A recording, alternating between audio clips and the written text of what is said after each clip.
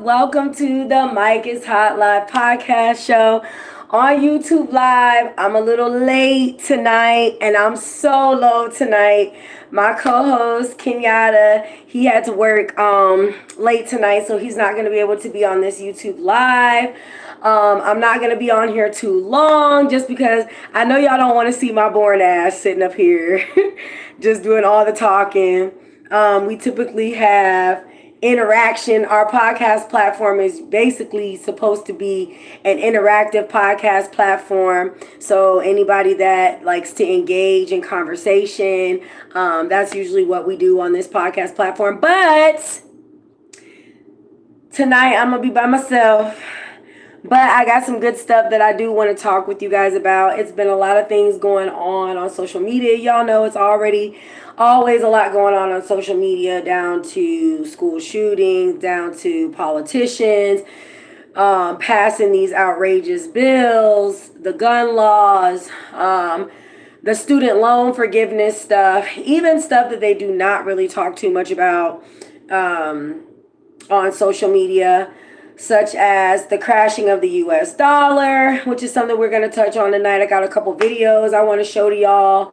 And of course, kind of highlight the whole death of the Cash App co-founder, Bob Lee, which happened, I believe, around the first week of April. And the whole, there's been a lot of conspiracies going on behind that, just because there's been conversation of a new program that's going to be incorporated titled Fed Now, which is like a digital, kind of like a digital app, if I should say, that involves more of digital currency instead of dollar transactions.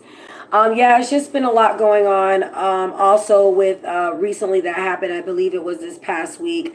I do not remember the young gentleman's name, but that the young man that was shot and killed by an older white gentleman. I believe he's like the age of 74, for basically by accidentally ringing the wrong doorbell.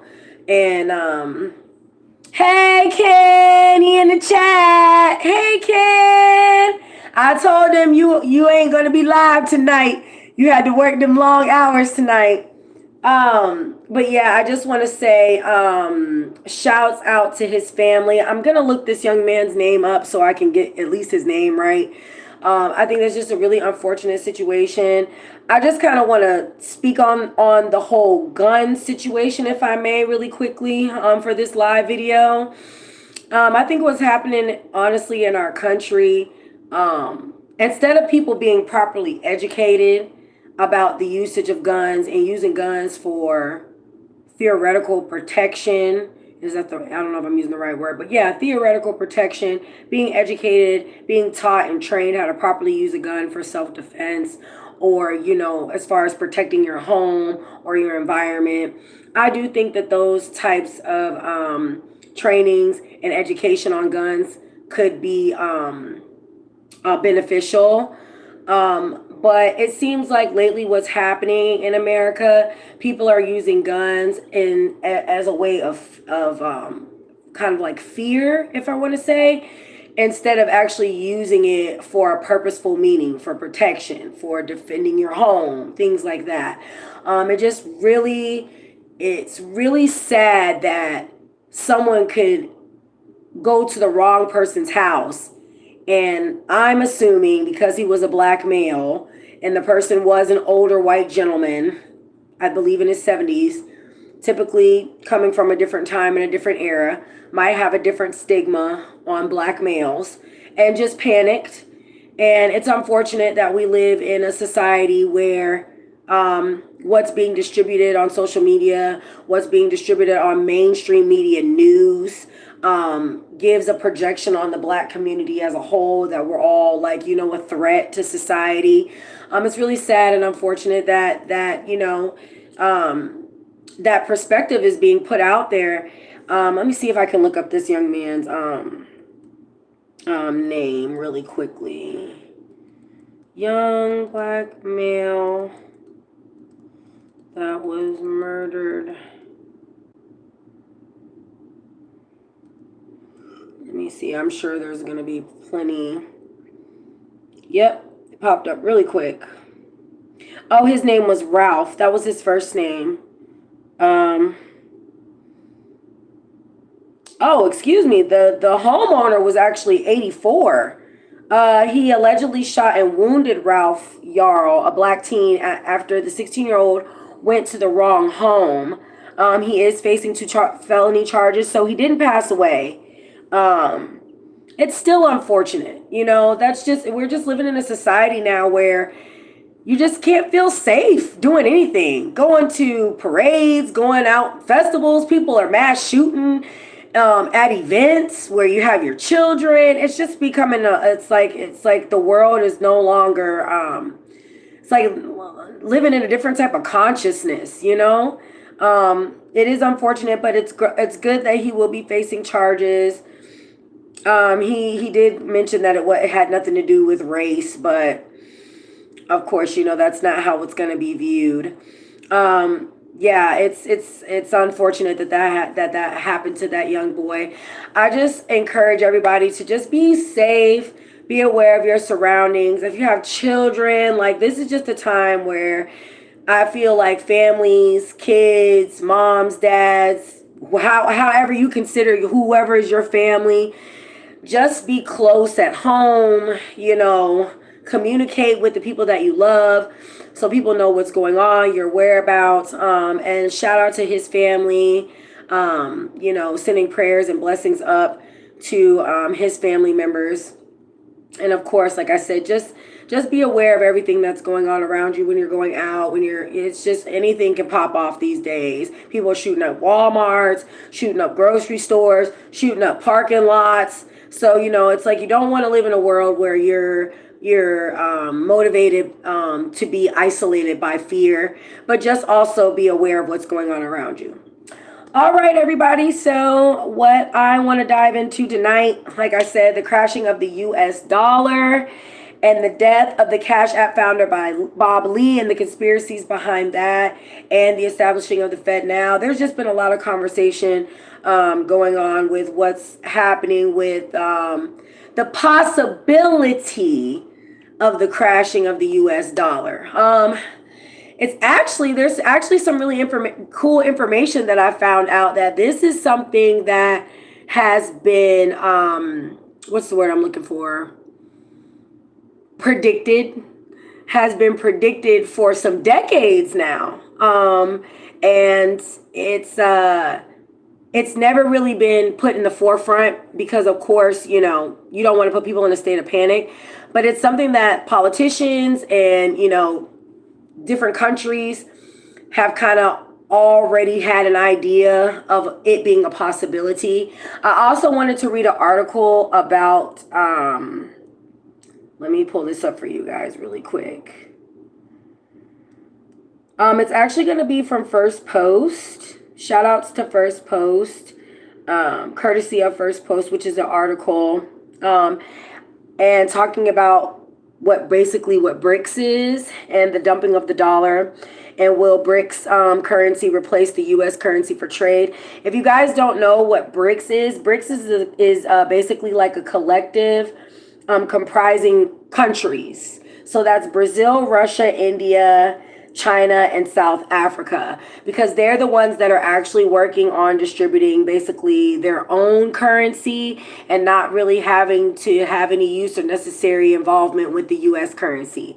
So I also myself have been learning about this, doing my own research, still trying to understand everything that's going on, the changes that's going on within our world. So y'all just bear with me. I just want to go ahead and read to you guys the article that I was reading over when it was breaking down basically the dumping of the US dollar and what's actually going to possibly, keep this in mind, possibly take place if there is a currency change, which they have expressed that this has not been the first time that it's been expressed of a currency change, especially with the US dollar. So I'm going to dive right into this article and read it to you guys.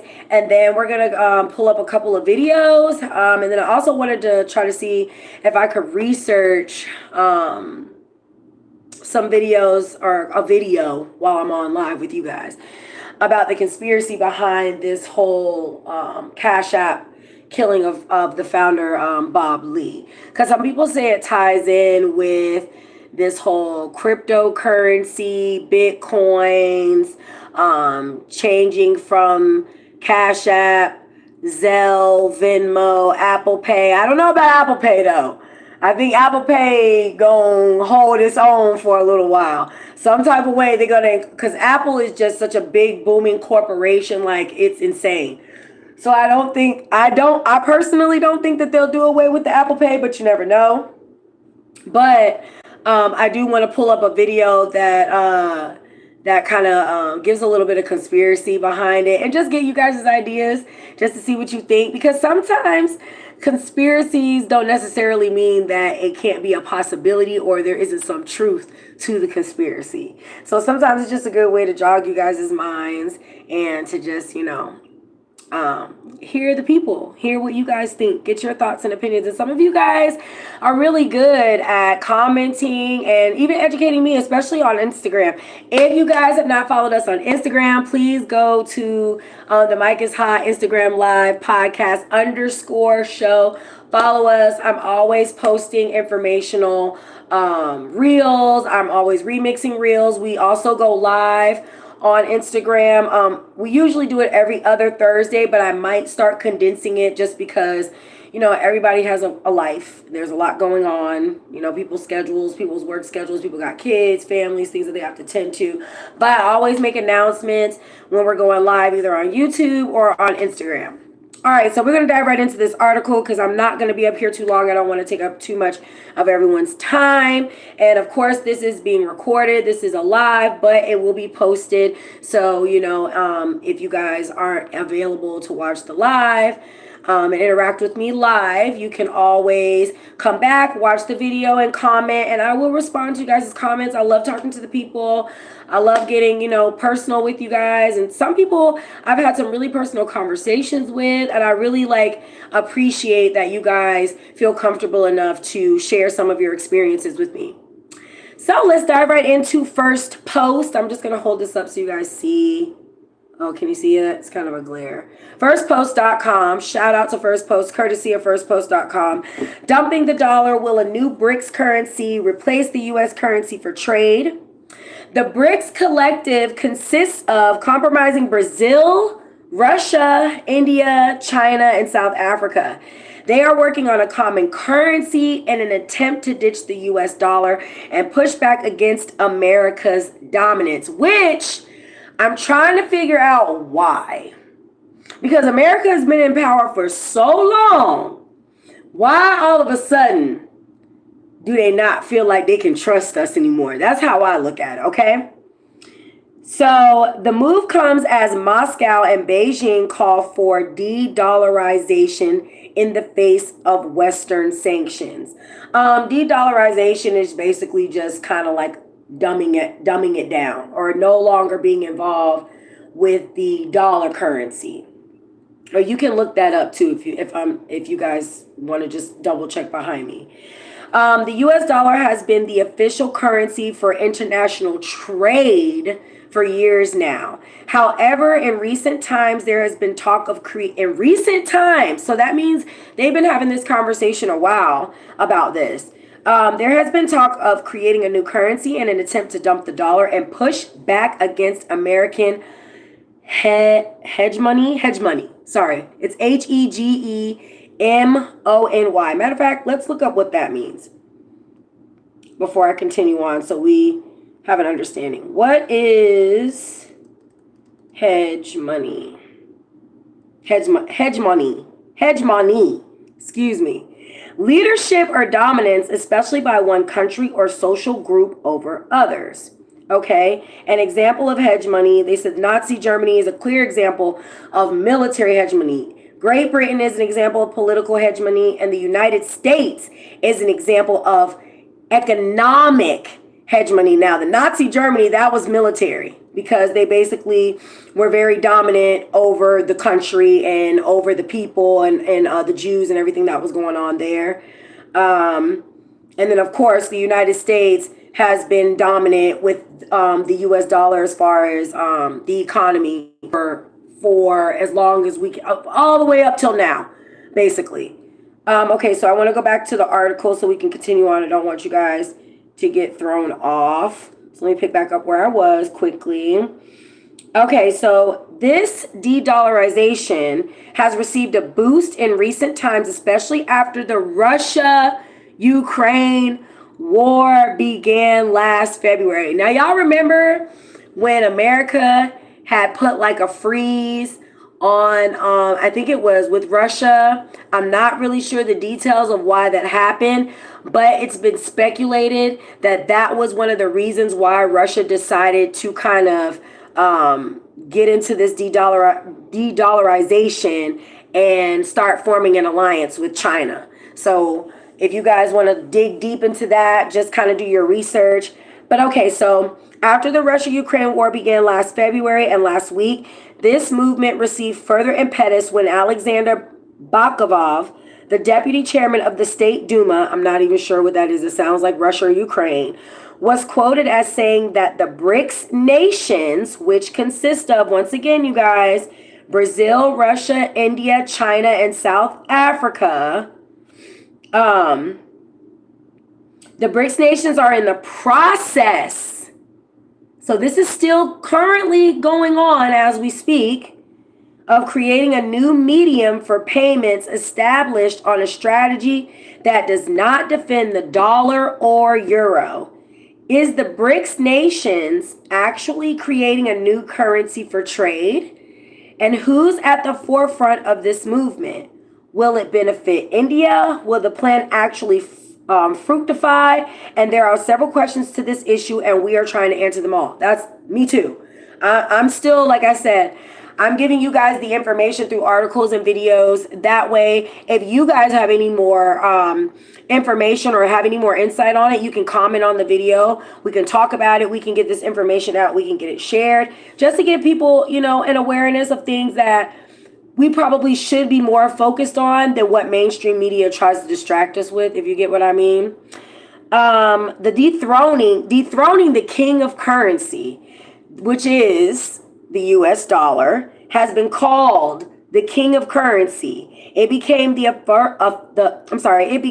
official reserve currency of the world in 1944. So we've been number one for a long time. The decision was made by a delegation from 44 allied countries called the Bretton Woods Agreement. You guys look that up. It's actually going to be mentioned, I believe, in one of these videos that I'm going to show you, but I wanted to do some more research on that. I just honestly did not have time, but it breaks down how the US dollar became the official reserve of the currency. Once again, it's the Bretton Woods Agreement. Again, the Bretton Bretton Woods Agreement. You can research that to find out how exactly the US dollar became the official reserve currency since 1944, as it's stated here in the article. I'm going to actually do my own research about it. Like I said, I'm still doing research on everything. I'm going to keep you guys updated, maybe post some short videos and things like that, or we might come back to this conversation with a panel of people and have some back and forth verbal, conversation. So moving on, since then, the dollar has enjoyed a powerful status in the world. It has given the U.S. a disproportionate amount of influence over other economies. In fact, the U.S. has for long used imposition of sanctions as a tool to achieve foreign policy goals. However, not everybody likes playing by U.S. rules. And countries like, and I can imagine what those rules happen to be. And countries like Russia and China would like to call a halt to the dollar hegemony. This process is called de-dollarization. So they're breaking it down for you right there. And it refers to, here we go. Here is the definition of de-dollarization. It refers to reducing the dollar's dominance in global markets. It is a process a process, you guys, of substituting the US dollar as the currency used for trading oil and or other commodities. Now, y'all know Biden cut us off from certain oil resources, but that's a whole nother conversation. All right, so the proponents of de-dollarization say that this process would reduce other countries' dependence, which a lot of countries depend on the US dollar, which means that happens, we'll no longer be the dominant country anymore. Okay, so dependence on the US dollar and the US economy, which would help mitigate the impact of economic and political changes in the US on their own economies. Moreover, countries can reduce their exposure to currency fluctuations and interest rate changes, which can help to improve economic stability and reduce the risk of financial crisis. Whew. This move has been gaining speed in the last few years, especially in the previous year in 2022. Meanwhile, while the rest of us were getting back to normal life from the pandemic, they had a whole nother situation going on, which leads me to believe that distractions really are real when it comes to the media and what they want us to know and what they don't want us to know. But everyone calls me a conspiracy theorist, but this basically just sums it up in a nutshell. The International Monetary Fund noted that central banks today are not holding the greenback as reserves in the same quantities as yesteryear. The dollar share of global foreign exchange reserves fell below 59% in the final quarter of last year, extending a 2-decade decline according to the IMF's currency composition of official foreign exchange reserve data. So that's just a data information base that gives you those statistics on that. The paper stated, strikingly, the decline in the dollar share has not been accompanied by an increase in the shares of the pound sterling, yen, and euro. Other long-standing reserve currencies, rather the shift out of dollars has been in two directions: a quarter into Chinese renminbi and 3/4 into the currencies of smaller countries that have played more limited role as reserve currencies. It goes into saying, to punish Russia for its invasion of Ukraine, this is what I was talking about earlier, guys. Western governments froze $300 billion of Russia's foreign currency reserves last year, roughly half the total, and expelled Russian banks from the SWIFT international payment system. The so-called dollar weaponization has rattled many countries, and not just Russia. Countries willing to continue to trade with Russia, like India and China, have started doing so in rupees and yuan instead, triggering talk of the de-dollarization of the international trading order. Brazil and China are now trading with each other in the Chinese currency, which is yuan. That's yuan, helping to establish the Chinese renminbi. I'm not even sure what that is. It's renminbi. I will get back to you guys on that, as an international currency and dollar changer. India has been trying to move away from the dollar recently. 18 countries, including the UK, Germany, Russia, and the United Arab Emirates, have been given permission to trade in Indian rupees. I believe that's their currency. In February, noted economist Nouriel Roubini had said that the Indian rupee over time could become one of the global reserve currencies in the world. So the BRICS currency, taking this forward, just to jump down a little bit, this is a long article. The BRICS collective, made up of Brazil again, Russia, India, China, and South Africa, are also creating a new currency to facilitate trade. So if that does happen, you guys, like I said, we will no longer be as powerful of a country as we once were before. It doesn't mean that we won't be able to sustain. Doesn't mean that we won't be able to. It'll basically be like everything will basically just be within our own resources in America. which also would mean that things would go up because now we're not outsourcing, we're insourcing, okay? So it says, it is reported that the new financial agreement could be seen as soon as in August when the countries meet for their annual summit in South Africa. Sources have disclosed that Russia is behind the idea as it has faced economic sanctions from the West over invasion of Ukraine. Them freezing their banks like that, I think it put them in a sense of that they couldn't trust us. So, you know, when you break somebody's trust, it's hard to get that back. Russia and India would both benefit from the creation of a common currency that could be used for payments, calling it the most viable route to take at this time. Let me see what else is going on here.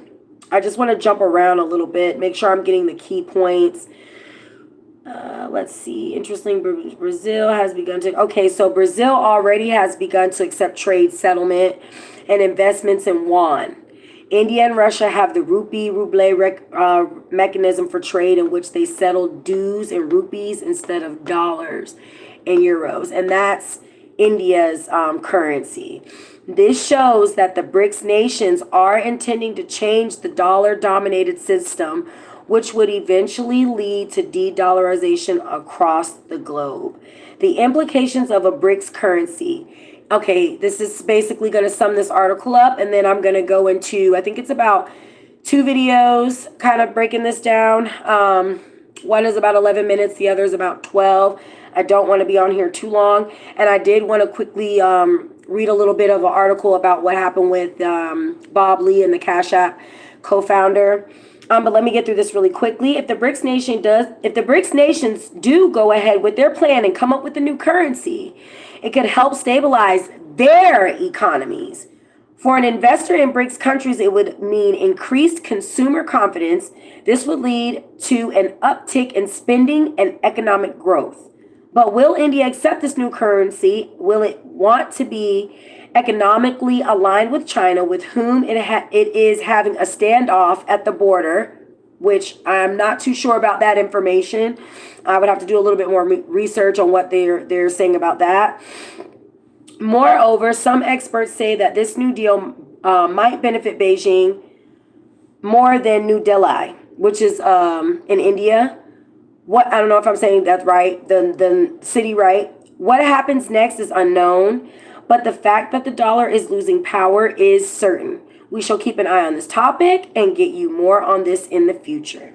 So, like I was saying earlier, this is something that is going to be a process, but I do think it's something that we should pay attention to and be aware of. Do your own research. Mainstream media is not going to keep you up to date on this. Social media, depending on your algorithms and what y'all be looking up, will keep you informed. And I'll also keep you informed. Anything that I see popping up that's giving current information, new information about what's going on with the US dollar and the de-dollarization, I'll give you guys information. Just follow us on Instagram, follow us on YouTube.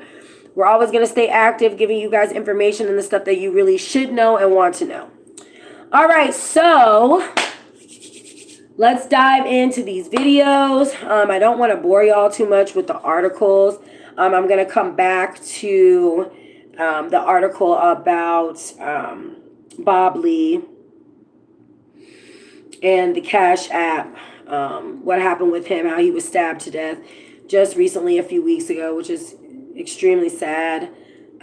Just really ironic and weird. I don't know if you guys heard about that stuff that happened with those other guys that were involved in like building their own, or I don't know if they were building their own, but they were involved in like the crypto platforms, and all of a sudden some of them started disappearing, some of them went missing, some mysteriously died and from weird complications. That I'm also doing a little bit more research on, because I still think it's kind of like a vast conspiracy about that and not really too much facts. But yeah, let's go ahead and jump into these videos. Let me see if I can switch the camera. Let me switch the camera over. So I'm going to show you guys what I watched on YouTube if I can bring it over a little bit. All right, so his name is Andrew Jick. I think that's how you pronounce his name. I did subscribe to his channel. We're going to watch his video on the end of the US dollar and what you must know. It's about a 12-minute video, and we're going to go ahead and get right into it. Give me 1 second. We must protect the position of the American dollar as a pillar of monetary stability around the world. The dollar, the last known superpower of the US, is coming to an end. Today, US dollars represent about 60% of value of all the currencies in the entire world. But that trend is also changing. The dollar looks like they're dumping it. The world's largest oil producer, Saudi Arabia, is reportedly asking to join BRICS. As more and more developing nations, including some of the world's largest economies, decide to ditch the dollar in their bilateral trade, voices of concern and even despair are being heard in the US over the looming end of America's global financial dominance. Hi, my name is Andre Jick. Hope you're doing well. Come for the finance and stay for what's being called the end of the US dollar, as countries like Brazil, Russia, India, China, and South Africa are teaming up to create their own alternative to the global world reserve currency that, of course, was and still technically is the US dollar. People are calling this the de-dollarization of the world, and this is probably one of, if not the most important financial events that's going on in the world today, and I want to help explain how this will affect us. Let's start with the concept of world reserve currencies and what it actually means to be one, because the US dollar was not always the world reserve currency. Before the US dominated the... And I wanted you guys to know that too. I was actually, that was news to me. I did not know that. He's going to break down to you guys how the US dollar became basically the world's like dominating currency, which is pretty interesting information. And I'm telling you, this stuff, they're not going to teach you in school. This is something that you really, one thing about the internet, at this point in time, there is nothing that you can't find out, get information on, and personally self-educate yourself on. So let's just get back into the video. The world reserve currency status, there were others that eventually ended, like France, which held the reserve status from 1720 to 1815, followed by Great Britain from 1815 to 1920. The US dollar became the world reserve currency shortly after that with the creation of what's called the Bretton Woods Agreement. In other Remember words, when I was the telling US you guys has held about its that? world reserve currency status for about 100 years now, and according to billionaire Ray Dalio, who studied this, he says this changes every 94 years or so. So we're technically past the point of expiration. So why is all of this happening all of a sudden? First, what is a world reserve currency, and why does the world need one? Once a currency becomes a global world reserve currency, it'll usually come with 3 new superpowers. Number 1, stability. Stability allows for international trade, and if you want to trade with each other, you need a common language and a common money that everyone can agree to. Most countries just don't trust each other because they don't know how much the other country is printing its own monetary supply. So how much is that money really worth? So instead, they could use a world reserve currency knowing that no matter what asset or commodity they trade, it'll always be backed by something stable and something that has value. The second which is the US dollar. Superpower is that the country with the world reserve currency becomes an investing powerhouse. Because the world likes to use the most stable money, which right now are dollars, the world also has to have a dollar wallet. Those are called foreign exchange reserves, which are partially held in dollars. But just like every other US bank, not every country will use all the money inside its dollar wallet. So what it doesn't use, it will then invest into US treasuries and securities. Countries like Japan, China, and the UK are some of the largest holders of US assets through their foreign exchange reserves. And all in all, the US has anywhere between $7 to $8 trillion worth of foreign investment. Just for context, that amount of money is about the same size as the entire GDP of Germany, the UK. GDP, just so you guys know what that is, it's, I had looked it up. It's gross. I can never remember what it is. Oh, it's gross domestic product. So that has everything to do with like trading of commerce, just everything that's economically traded within certain countries and things of that nature. UK and India combined. Now, the third superpower of the US dollar is the dollar's exclusive ability to buy oil. Shortly after World War II, since the US was pretty much the only standing superpower left, it created something called the Bretton Woods Agreement, which essentially tied all currencies around the world to the US dollar and the dollar became extremely powerful. But He just told you what the Bretton Woods Agreement was. So if you guys want to be a little bit more in depth about it, you can go look that up. a couple decades later, something happened in 1971. The U.S. ran out of money. In 1971, President... Okay, I gotta pause it right here because you mean to tell me we've been broke? We've been broke. This is where this whole conversation of like living in the Matrix and you know that whole the movie The Matrix, there is a lot of messages in that movie that I don't have the time to break down at this point. But there is a reason why the US dollar was established for basically like a safety net, if I should say. But let's get into the rest of the video so you guys can get where he's going with this. President Richard Nixon announced to the world that $35 would no longer redeem 1 ounce of gold like was originally promised. I have directed Secretary Connally to suspend temporarily the convertibility of the dollar into gold or other reserve assets, except in amounts and conditions determined to be in the interest of monetary stability and in the best interest of the United States. Instead, the only thing that dollars would be able to redeem is just more debt. And by 1971... Now, don't that sound familiar? And what are we now? In more debt. But let's continue. The U.S. had been using the dollar's dominance for decades to get themselves favorable foreign policy. So the question is, when the U.S. ran out of gold, why didn't the rest of the world go back to using their own currency? And the answer is, because they couldn't. Because of that third superpower. In 1945, President Franklin Roosevelt set up a secret wartime meeting that would change the course of U.S. history. You heard that, right? Secret meeting. Secret meeting. They always setting up a secret meeting. Now it makes sense why the U.S. and Saudi Arabia and some of the other Middle Eastern countries always had like did business together. So there's a reason for, you know, everything that goes on when they have these meetings and they collaborate and come together. Everything really stems down to business and money.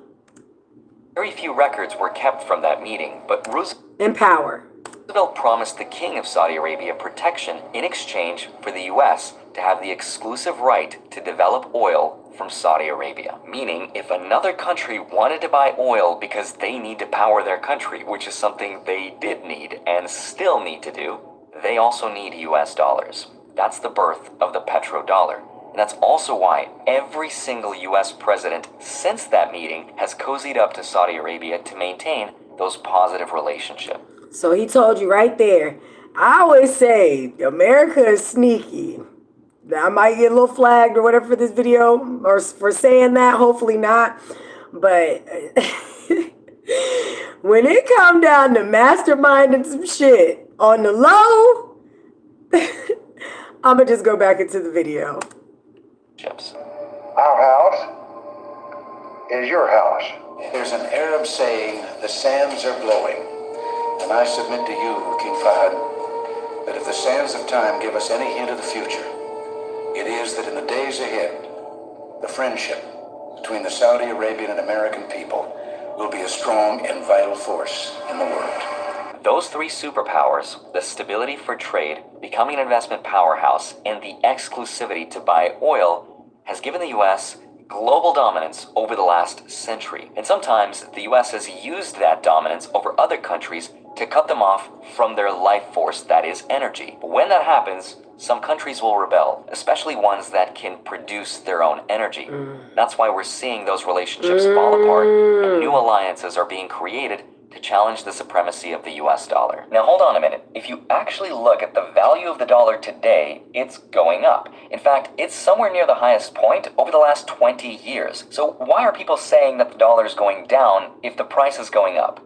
There's a couple reasons for that, other than the price. If you look at the amount of dollars held around the world, that number is gradually coming down. Reason number two, the US just reminded the entire world how powerful the US dollar can be if it's used against your country. Like Russia, for example, which had its dollar wallet or its foreign exchange reserves frozen and threatened to be used to aid Ukraine. And remember when I was telling you guys about that? I think that just gave them I think to them that was just kind of like a trust thing. Like, you're going to freeze our money and then use our money to pay for the destruction from Ukraine when we invaded Ukraine, and this is our money, and the US has control over that. And I think certain countries are just, in my personal opinion, they're just tired of not being able to have their own control. And because of that, reason number 3, countries are partnering together and forming their own alliances with the help of Russia that's providing the energy. And all of this has been happening gradually behind the scenes for a really long time now. In the year 2000, for example, the UN allowed Iraq to sell oil denominated in euros and not in dollars. By 2006, And see, this is information we would never know. Year 2000, this has been going on since the new millennium. So it's just really interesting. This is why I always say, never put so much trust in your government and in man, because you never know what's going on behind your back. 2007, Iran completely stopped selling oil in dollars. In 2014, Russia and China signed a deal to bypass US dollars, and then Iran and China ditched the dollar through their $400 billion investment deal, followed by India and Japan teaming up, Russia and Iran and India, and the list goes on.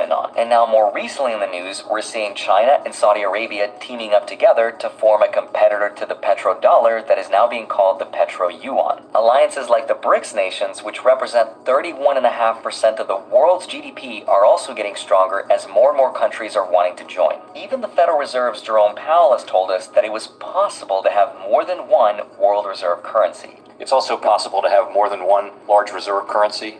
There have been times when that was the case. And that's why some people are believing that right now we're starting to see the beginning of the end of the US dollar.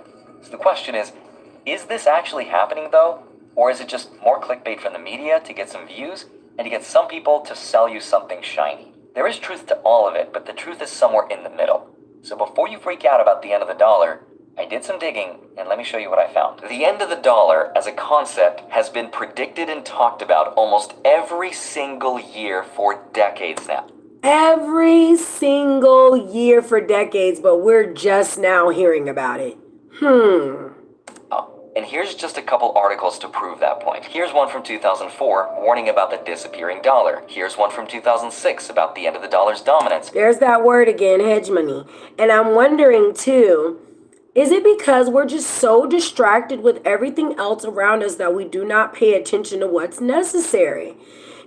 People, I feel like nowadays we've got to be more in control about what's more important to know and stop just being fed what the media just wants us to know. Another from 2009, China displacing the US dollar, 2012, 2015. Here's one all the way back from 1975 about OPEC cutting its link with the US dollar. There's probably articles that are way older than what I was able. I'm not even sure what OPEC is, but it's OPEC. It's a acronym for something, but I am going to look it up. And if you guys see this video and you want to drop something in the comments, please, by all means, do so. To find that say the exact same thing, but the point is, the world is trying and has been for an extremely long time to replace the dollar, but not everyone agrees that the dollar will be replaced.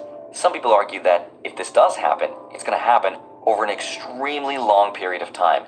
And here's some evidence for that argument. Like, for example, this chart, which shows the share of transactions in dollars around the world versus other currencies in the last 35 years. Since each transaction has two sides, it adds up to 200%, but this chart only shows the biggest currencies. But what the data really shows is that the dollar is still extremely stable. The Chinese yuan is growing in the chart I just showed you, but it's growing at the expense of the euro and the Japanese yen losing influence, but not the dollar. Now, you might have also seen this chart in a couple videos, which shows how central banks have been reducing their dollar holdings, so it seems like the dollar is in fact getting weaker. But the explanation here is that the reduction mostly happened around the 2008 global financial crisis in a time of instability and great uncertainty when really no one knew what would happen to the world. But if you look at the value of the dollar itself, it's actually going up. That's because the Federal Reserve is increasing what's called the federal fund interest rate. And that is still attracting foreign investments around the world to park their money in the federal fund interest rate. If you guys watch this video again and you know a little bit more details about the federal fund interest rate, I would love to get your comments on this video, okay? Side of treasury bonds. Remember that second superpower that the dollar has, and that in turn is still strengthening the dollar. That is happening today. So the US is still seen as an economic powerhouse of stability, and that's not changing anytime soon from any data that I was able to find. So it seems like based on history, anytime a world reserve currency changes, it happens through a major conflict. Now maybe this time will be different, but no one's really sure exactly what would happen to the economy. Some people argue that the US would lose its ability to export dollars. Right. Therefore, more dollars would stay in the US. Like I was saying to you guys before, instead of us outsourcing, everything would be resourced within America, but that also means that inflation would go up even more, which he's going to say, express that as well in the video. That means higher inflation like we saw during the pandemic. Some people argue as a result, that would mean commodities like gold would just skyrocket and we could go back to the golden standard. But those are usually the people that have gold to sell you. Some people say that we would see hyper-Bitcoinization, but those are also usually the people that have Bitcoin to sell you. Some people argue that if this were to happen, it would be a reckoning like no other, and once it does, there would be no going back. Prepare for the end of the world! That's probably the extreme opinion here, but it's also the one that gets the most views on the internet. Yeah. But still, before you freak out and move to a new country and learn a new language, consider this. Of the 750 currencies that have been around since the 1700s, This is the shit they don't teach you in school about history. 750 currencies that have existed since 1700. Only about 20% of them remain. And of those that remain, all have been devalued. So that means that this is something that has basically occurred before. It's just that the US dollar has been dominant for so long. I can see why it would put people in a state of panic because it's never happened with the US dollar. less than 20% of them are still around today. All currencies have the fate of rising and then eventually falling, and the US dollar is no different. And yes, we're seeing that in real time happening right now, but it's also going to happen over the next few decades, and perhaps not even in our lifetime. Because the truth is, the dollar is not really going anywhere. Most commerce around the world is still happening with dollars. So if it does happen, it's going to take an extremely long time. But still, just to be transparent with you, I want to share with you my personal investment strategy, rather than focus on what I can't control. So he goes into basically how you can take your money, your dollars, and invest them so that, you know, if things ever do, which I'm not going to say that they won't, but once things reach to an extreme, there are certain stocks of investments and things that you can invest your dollars in so that you can continue to generate currency.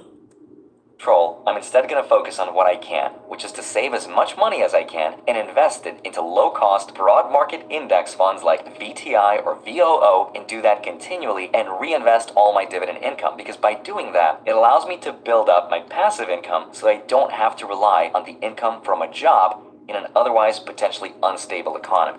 I really want to do a live show with a guest panel of people where we have conversations about investments.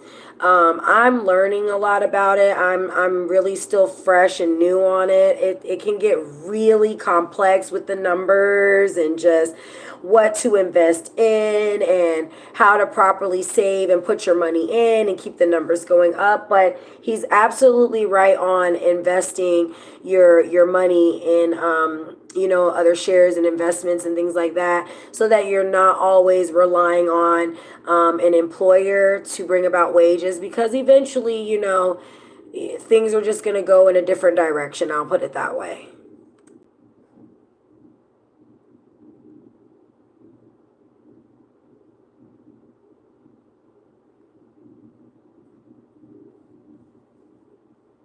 Economy. And if inflation ever happens, then that money will still grow. And that's also why I invest in Bitcoin, which is my alternative to gold, which in and of itself is a hedge against the dollar. But in the meantime, I think about investing like I'm hiring every single CEO on Wall Street and their executive to figure out the best way to make my money work for me instead of the other way around. And anytime I go to the store, I'm like, all of you guys work for me. Not really, that's not how it works, but kind of does. That's been the best strategy, historically speaking. As always, have a wonderful rest of your day. Smash the like button. Subscribe if you haven't already. Don't forget to grab your free stocks. Links are down below. And then go track them automatically with the spreadsheet link down below in my Patreon. Love you. Thank you so much for watching this video. We'd love to see you back here on Monday, Friday, sometimes Wednesday. See you soon. Bye-bye. He's really cool. I wanted to hold on, let me go back on camera. He's really, really informative. He gives out a lot of good information. Let me see something really quickly. Let me get to, all right, there he is. His name is Andrew Jick. And Andre Jick, I think that's how you pronounce his name, but it's Andrei, courtesy to him for that video, Jikh. So if you guys want to, look him up, subscribe to his channel, I think you definitely should. He gives a lot of good information. His videos are kind of straight to the point. You don't got to sit and watch for a long period of time. I want to just dive into a couple more things really quickly, and then we're going to go ahead and end the live for tonight.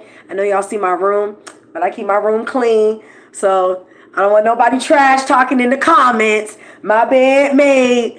I don't know about the rest of y'all. But yeah, everything that basically I read in that article, he basically just broke it down. What BRICS was, the whole, what was it? What was that? Bretton something. What was it again? Bretton Woods Agreement.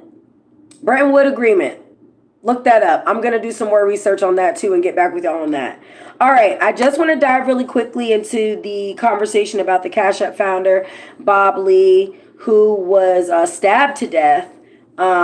This occurred around the beginning of the month. I believe it was April 4th that this happened. They've arrested somebody. The suspect's name is Nima Momini from Emeryville, California. There's conversation that they actually knew each other. So that's where this whole conspiracy thing is coming into play. They have arrested him. I just wanted to pull up the CNN article really quickly. Or I can do the New York Times. They'll probably get straight to the point really quickly. So I'm going to start with the article, what we know about the killing of the Cash App founder, Bob Lee. The death of the tech executive in San Francisco initially prompted finger-pointing about public safety and then exposed tensions between the city and leaders of the industry. Bob Lee, the well-known tech executive and investor who created Cash App, was fatally stabbed on a dark, secluded San Francisco street on April 4th. The initial news of his death elicited a furious response from a handful of Silicon Valley executives, including the billionaire Elon Musk. He blamed city leaders and suggested that uncontrolled homelessness and violence in San Francisco led to the killing, which is a possibility. There is a lot of homelessness and a lot going on in California, especially in like cities like Los Angeles and San Francisco. Those claims reignited a debate about public safety and public policy in the city. But the next week after the authorities charged Nima Momini, I think it's Momini, if I'm pronouncing that correctly, that's his last name, another tech entrepreneur, with the murder, they charged him, who I just mentioned. The case further exposed tensions between the tech industry and the city. Many residents, including some with the tech sector, accused industry leaders of making snap judgments and using the tragedy to advance their political agenda. The charges also raised questions about what exactly led to the fatal attack. Here is what we know about Mr. Lee's death and by shores it has revealed in San Francisco. Bob Lee, who was 43, was the chief product officer of the cryptocurrency startup Mobile Coin when he died. Remember when I mentioned to you guys a couple of these cryptocurrency guys that keep disappearing, being murdered? It's just a lot of weird stuff going on there. What we're trying to figure out is why. That's the question, right? He had recently relocated to Miami, but returned to San Francisco often. He was also a father of 2 teenage daughters who both lived near San Francisco with his former wife. He was a native of St. Louis. Mr. Lee got his start building web pages for small businesses near his parents' store. His brother, who described him as brilliant, he was a brilliant software engineer, a lover of art, music, and festivals, and an idealist who sought throughout his career to democratize access to technology. Now, I'm just going to say it like this. I know y'all be calling me a conspiracy theorist, but when you get to a certain point and you start kind of like getting involved in certain societies and your name starts to get tossed around and you start going against the grain, I feel like you become a target. His career, I'm going to go back to that. His career to democratize access to technology. His brother added that Mr. Lee had an immense network of acquaintances and colleagues and made it a matter of principle to make time for everyone. Before taking on the role of MobileCoin in 2021, Mr. Lee was instrumental in the creation of Cash App, which we all know Cash App. Most of us have Cash App, a service that allows users to quickly send and receive money from their phones. He was admired among engineers for his work as a software engineer at Google, where he worked on Android, an operating system for smartphones. He was also a startup advisor, investing in companies that include SpaceX and Clubhouse, according to older LinkedIn page. This is him too, you guys. Trying to get him without the flare. That's Bob Lee. Rest in peace. He befriended many in the tech world and was close with Jack Dorsey, the founder of Twitter, who shared a screenshot of the first ever app exchange, $4 sent to him from Mr. Lee. The question, what happened to him? And this is still courtesy of New York Times article. Mr. Lee was in San Francisco for business and to visit family members. According to the documents released by prosecutors, Mr. Lee was drinking with Mr. Momini's younger sister, Kazar Momini, at an apartment in downtown San Francisco the afternoon before Mr. Lee died. A witness described by prosecutors as a longtime friend of his said that he and Mr. Lee then left without Miss Momini and went to Mr. Lee's hotel room, where Mr. Lee talked on the phone with Mr. Momini, who questioned him about whether his sister was doing drugs or anything inappropriate. So that seems kind of personal right there. The witness said that Mr. Lee reassured Mr. Momini that nothing inappropriate had happened. The document states the witness said that he and Mr. Lee continued to hang out until after midnight. Surveillance footage showed that Mr. Lee then went to Miss Momini's residence at a luxury apartment building for roughly 80 minutes. So, according to the charging documents and video showed Mr. Lee and Momini leaving Miss Momini's residence together. They were together in Mr. Momini's BMW, which he parked on the street. Later on the street, Mr. Lee was stabbed twice in the chest and once in the hip, an act that appears to have been captured in grainer images from a more distant camera. Prosecutors accused Mr. Momini of stabbing Mr. Lee with a 4-inch blade of a kitchen knife before throwing it in the parking lot and speeding away in his car, leaving Mr. Lee slowly to die on the street. Which is unfortunate and sad, which, you know, it could be a conspiracy behind it, and then it could also just be something simply personal. We honestly will never know. Investigators are still looking into this. After investigators were able to unlock Mr. Lee's phones, they discovered a text message from Miss Momini that prosecutors said showed she was concerned about Mr. Lee's interactions with her brother. So, not sure what's going on with that there. And he was also a tech entrepreneur. Mr. Nima Momini, the man that actually murdered Bob Lee. It doesn't really go into too many details of why or how or what was the reason behind it. I don't think we will ever really know that. But it does say that tech executives, their response after hearing about Mr. Lee's death,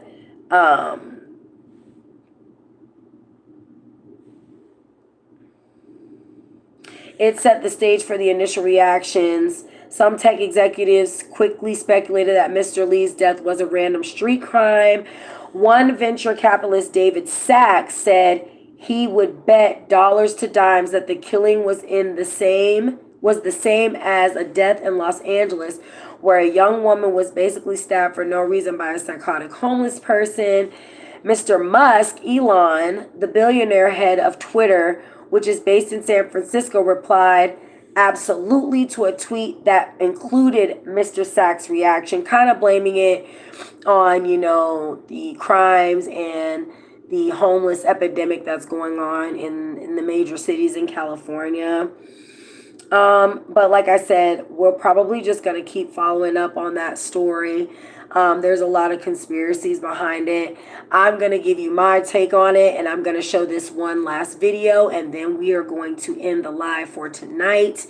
I believe that it could have possibly been some conversations in exchange of what's going to happen with Cash App and some of these direct apps where you're able to send dollar amounts of money over. I don't know if you guys are aware of the FedNow setup, which is going to be an app that basically turns into digital exchange of money, where the government will basically have access to see how you spend your money, where you're sending your money, what you're spending it on.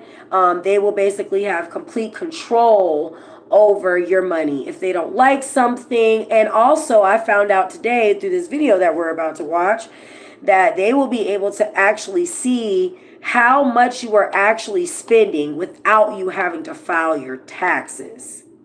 So, there's a lot of speculation with this whole Cash App situation and then FedNow. So let's just get into it. I'm going to show you guys this video really quickly, and then that'll be the end for tonight. Let me just get it pulled up. Give me 1 second. It's going to be with Andrew. I think it's Andrew Jick, I think, or it's something like that. But he spells it Andrei. But let me just pull up the video. The Chinese last month unveiled the world's first digital currency from a major power. Currency that would not be printed but would exist only in cyberspace on your phone, for example. Is the Fed working on a digital dollar? We are actually evaluating that. Most major countries are now looking at the possibility of having a digital currency and really asking the question. Imagine a government that creates money that has an expiration date. And if you don't use it, it'll disappear. That's happening already with the digital yuan in America. And in yuan, they're already doing that. So there's an expiration date on, when you can use your money. And if you don't use it all, they basically take it back. So this is something that they're saying is what the government is trying to possibly come up with here as well in the U.S. And that's just another way for us to be stabilized as far as our currency. But let me just let the video get into some information really quick before I start talking. Americans are rightfully skeptical. President Biden issued an executive order to explore the creation of a U.S. central bank digital currency. Biden always signing something. Do y'all notice that? Anyway. Effectively converting the dollar into a centralized digital currency. The Federal Reserve just announced that it's about to show us its new digital payment system this year in July. And this will actually take place this year in July. So we'll have to wait and see. This summer is going to be pretty interesting. This is having a huge ripple effect across the entire internet because the US dollar is in the process of being replaced by a central bank digital currency, or a CBDC. In fact, most countries around the world are creating their own right now. What if I told you 90% now of the world's central banks say they're investigating central bank digital coins? According to a report by Citi, by 2030, there will be up to 5 trillion digital dollars circulating the global economy. But there's a problem, because most Americans don't trust the government to do this. In the Just for you guys' knowledge, CBDCs mean central banking digital currencies. 1950s, for example, the era that was called the golden age of capitalism, when we had unprecedented economic growth and higher wages, a point in history far from perfect. But in 1958, Pew Research asked the American people if they trusted the US government to do what was in their best interest. and they did. Now, pay attention to this. Back in 1958, people had so much trust in the U.S. government. And they're going to show you the difference from then till now. Till now. That trust reached the peak of 77% by 1964. But over time, that trust has been gradually eroding. And today, that number has dropped all the way to 20. And I wonder why. 1 out of 5 Americans trust the government to do this. And it's also why people like to use other forms of... I mean, come on, who really wants the government to have complete control of your money? Money like cash and even cryptocurrency. But right now, the government has their own idea for a CBDC, central bank digital currency. And this will have a huge consequence, not only on ideas like privacy, freedom, but even Bitcoin. So in today's video, I want to help explain exactly what this is, how this might work, and how this will ultimately affect us. So with that said, let's get right into it. Hi, my name is Andre Jick. Hope you're doing well. Come for the finance and stay. So it's Andre Jick, and hold on, I don't want to... His advertising.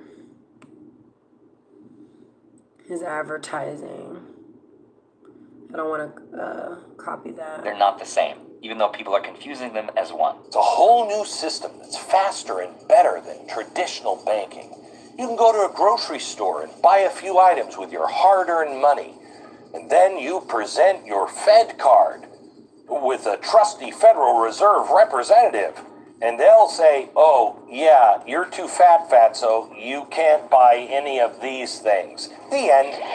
Yeah, so that's not at all how it works. Here's how it actually works. This new payment system will make it so that businesses and people will be able to send and receive instant payments 24 hours a day and 7 days a week, and that's because funds will settle between banks in real time and will only just take seconds. Here's a couple examples of how this will be used in practice. Let's say you're a coffee shop owner and you needed a quick delivery of some coffee beans. Once you got a request of payment from your supplier, you would pay through a participating bank like your credit union, and the coffee bean supplier would instantly receive your payment. On the back end of things, your credit union would send an ISO 20022, which is a digital form to the FedNow service, which would validate it and send a message to the coffee beans bank. That receiving bank would then confirm in real time that it could receive the payment, and the FedNow service would then debit and credit the money and then send a message to both banks that the settlement was completed. Now, that whole process, which sounds insanely complicated, would happen pretty much instantaneously. But the system we have right now just takes a lot more banks, time, and a lot more money. And this service will eventually apply for things like bill pay and for sending money from one account to another. This will be super helpful if, for example, you have a utility bill that's due on that same day and you want to pay it right away without paying late penalty fees. Now, eventually the Fed will want us to use it for peer-to-peer transactions so we can send money to each other in the same way that we use Venmo or Apple Pay. For now, though, this service will only be made available to people within the United States, so you won't be able to send money instantaneously overseas. Now, this will be rolled out in phases. I wonder why. Starting in July, but already in the first week of April, they're giving out formal certifications for their, quote, participants. All right, now you see they're already doing it. They're giving out applications already. So that just lets you know that it's actually going to happen. It says it right there. Get on board with the FedNow service. The new instant payment service will be here in July 2023. Get ready now. There's going to be a lot of changes happening within our country, you guys. So that is the FedNow payment system, which is tied to the CBDC, the central bank digital currency. So let me explain what that is. But first, a quick word from today's sponsor. Inflation and the declining economy are extreme. Yeah, let me skip his ad because I don't want to play his ad.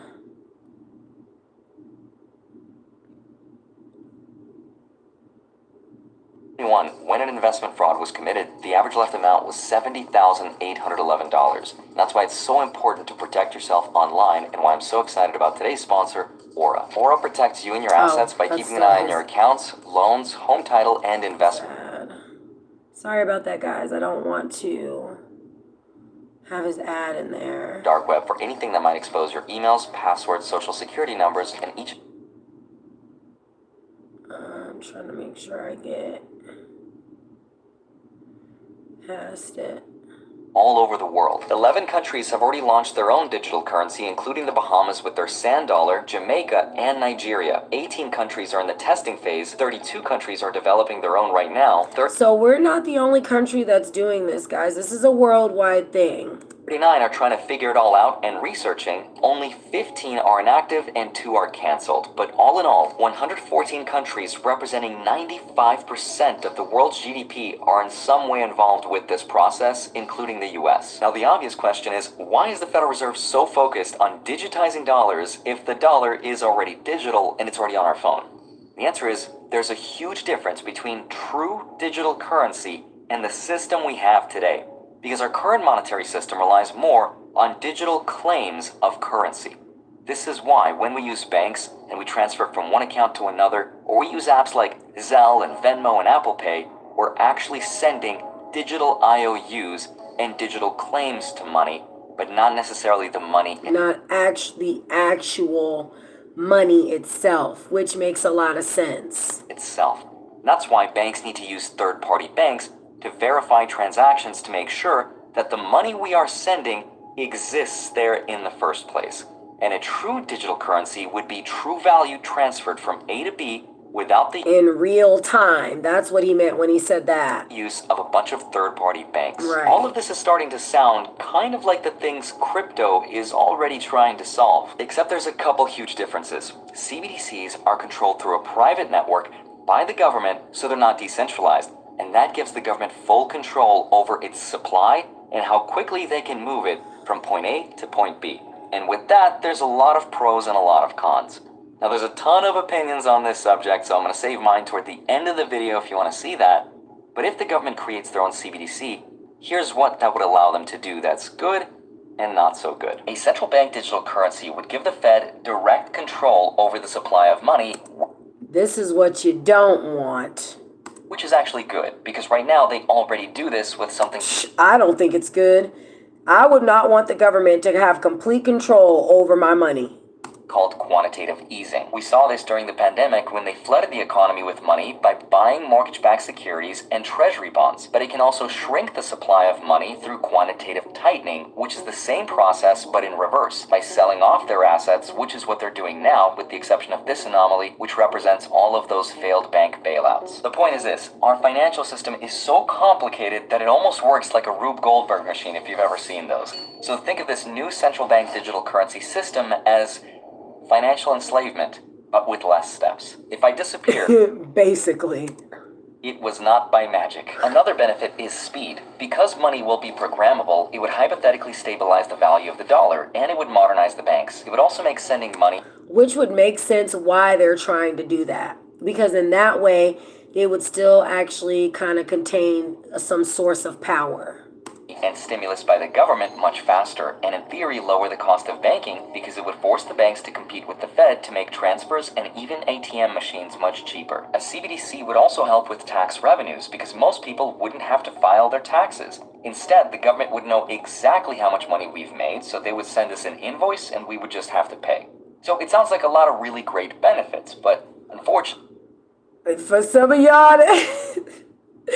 For some of y'all that don't be doing right on your taxes, won't be no mistakes that go around. They gonna tell you exactly what you owe, and if you don't pay it, that is your ass. Fortunately, there's a lot of downsides and a lot of risks. So what the central bank digital currency is all about is surveilling Americans and controlling behavior of Americans. And how do we know? Basically controlling how you spend. Because we've seen this happen in other parts of the world. People are calling the concept of CBDCs as Big Brother's digital dollar. And it makes sense why people are skeptical, because CBDCs will be tied to your unique digital ID that'll be used to build your social proof. Which all sounds exactly like the next plot of a Black Mirror episode. If the government wanted, they could freeze your assets, and if they don't like what you're spending, with the flick of a switch, your bank account now... See, that's what I wanted to get to. No, thanks. Because that means if I'm spending on something that the government feels I shouldn't be spending on, they will have the control to either freeze my money where I wouldn't be able to carelessly spend. And I don't think that the government should have control or choice of how you spend your earned currency or your own funds. That's just, like he said, another way of control and digital enslavement. now shows zero. Mr. President, the Blemflark's value just dropped to nothing. What do you mean? I mean, our single centralized galactic currency just went from being worth one of its... And I'm gonna tell y'all something. Some of these movies and some of these cartoons that be throwing these little subliminal messages in here, they don't throw them in there for no reason. You gotta remember, all this stuff is tied in together. Mainstream media, television, entertainment, TV, all of it's tied in together, and there are always things that they know on the back end that we don't. And of course, they put it as a form of entertainment, because that way you're distracted by the entertaining part of it and not really taking in the knowledge that you do need to know. Self to zero of itself. Calm down, people. Deploy the Galactic Militia and declare martial law. Yes, sir. What should I pay them with? Their payment is the honor they'll feel to serve their... Wait, who's paying me to yell at this guy? Give me your targets! Give me those! The creation of a CBDC would give them the technological power to do exactly that. If the government wanted to encourage spending, they could airdrop some dollars in our bank accounts instantaneously, which sounds nice. But if they want to discourage saving, with the flick of a switch, the money could have an expiration date, which is exactly what China did to encourage spending.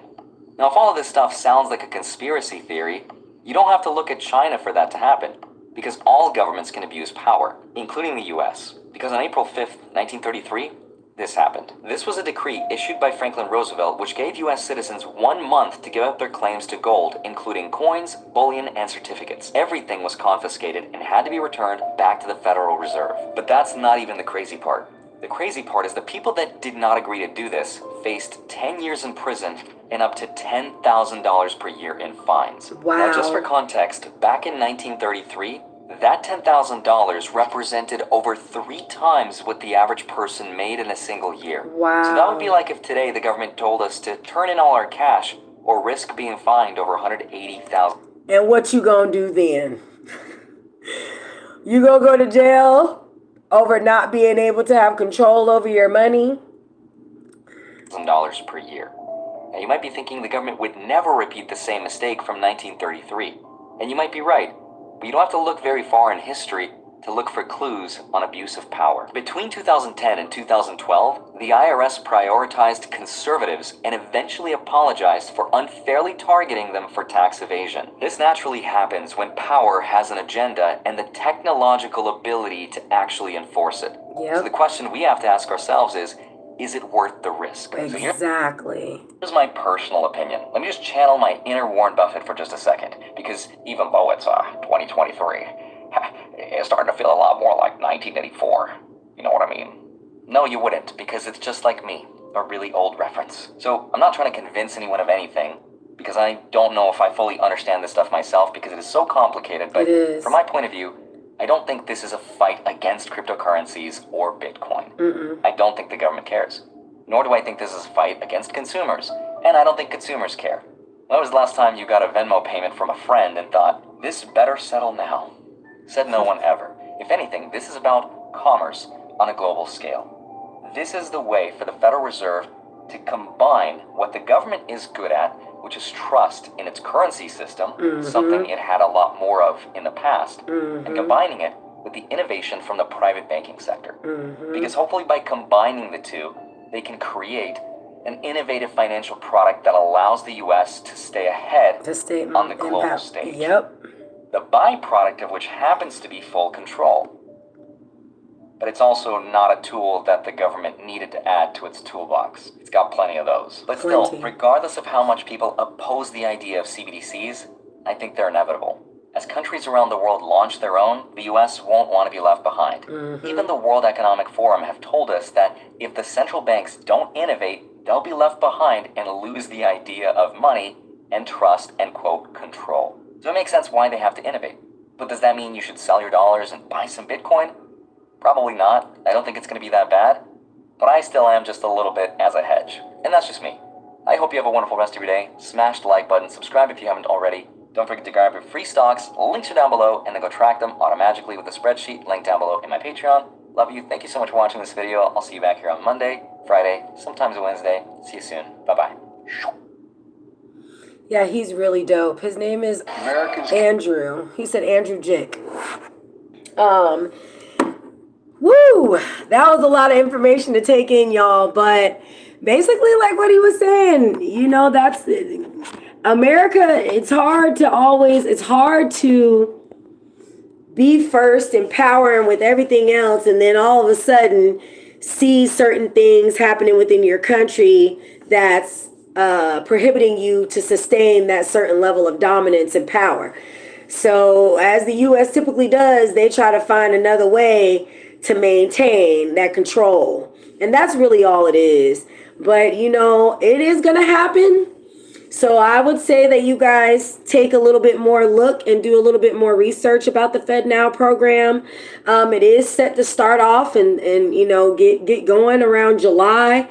I don't know if that means we will no longer have access to like Cash App, Venmo, Zelle, or Apple Pay. I guess we'll just have to see what's going to happen. But it is very interesting to see that if it does kind of turn into that, it does sound like that we are going to eventually further along the line in the future go into an age of digital currency and basically where the government will be able to have access and control. You heard them say they're already doing it in China, where they put an expiration date on, you know, you spending your money. If you don't spend that money up, it completely goes to a balance of zero, which sounds insane to me. And I'm just trying to figure out how they would even incorporate that, which each American person. And what I do think would happen, and that's probably why he mentioned that like in China, they put the expiration date on it,